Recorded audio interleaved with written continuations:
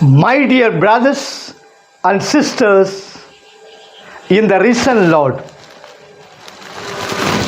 Christmas season, Holy Innocents, day Saturday, 28/12/2024. I would rather be Herod's swine than his son, because he spares his swine but kills his son, said by Caesar Augustus. Herod was 70 years old when he finally fell ill with a deadly disease, being tormented by high fever and itch all over his body, incessant pain, inflammation of the feet, burns in his parts, a horrible smell, and shortness and irregularity of breath. His physician placed him in a bath oil, but he was taken out almost dead. Then, hearing that the Jews were looking forward joyfully the moment of his death, he had young men from the moment of his death.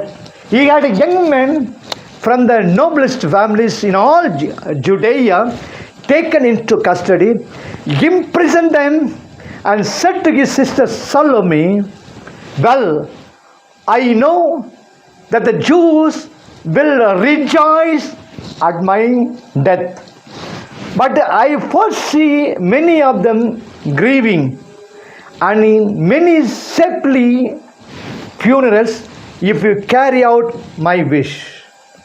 Just kill all those 4 young Jews I hold in prison.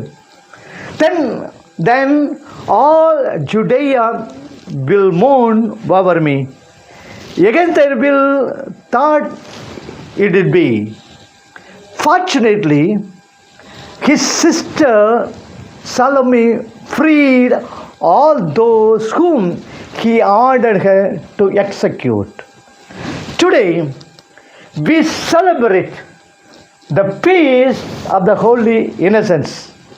These children who died, albeit unknowingly and willingly, are remembered as martyrs because they died not only for Christ but in his stead. Let's note 1. The cruelty of Herod. When Herod heard about the birth of the King of the Jews from the 3 wise men, his jealousy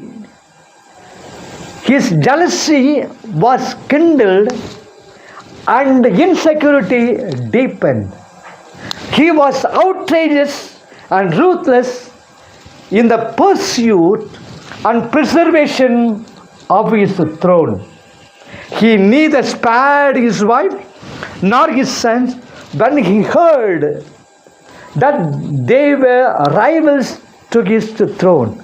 He murdered his wife Mariamne and her mother, thinking that they plotted against him, and he murdered his sons Alexander and Aristobulus 5 days before his own death. When he heard that his son Antipater was rejoicing over his imminent death, he sent his surgeon to murder him. When he heard that the King of the Jews was born, he plotted to murder him. And when he came to know that he had been dumped in his plot by the 3 wise men, he ordered the massacre of the children under 2 years. The man's desire for power does not even stop at the threshold of innocent children. Herod's madness of power blinded even his common sense. At that time, he was almost 70 years old, and he did not even stop to reason that this child who was less than 2 years old was most unlikely to dislodge him from his throne.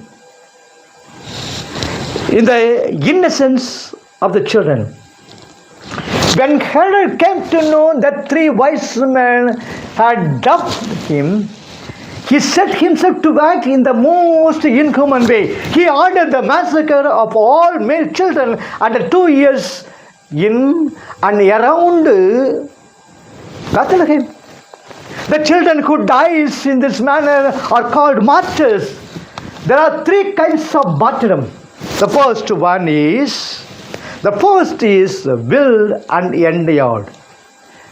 The second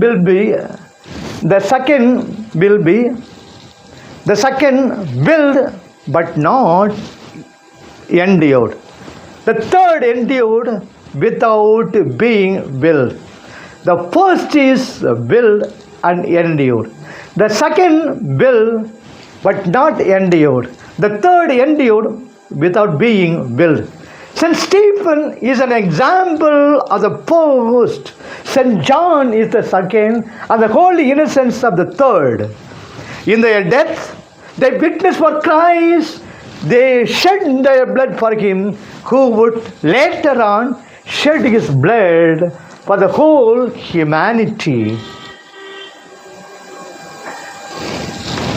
The macabre deaths of these innocent children are tragically perpetrated by evil men.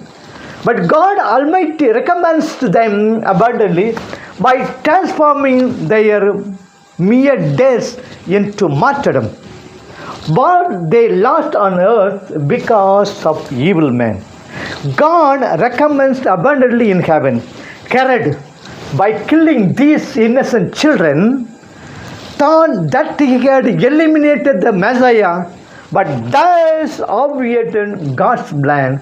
But God arranged his Messiah to take refuge in Egypt until Herod died. God's plans are immutable, and no man can outwit his plan. May God bless you all.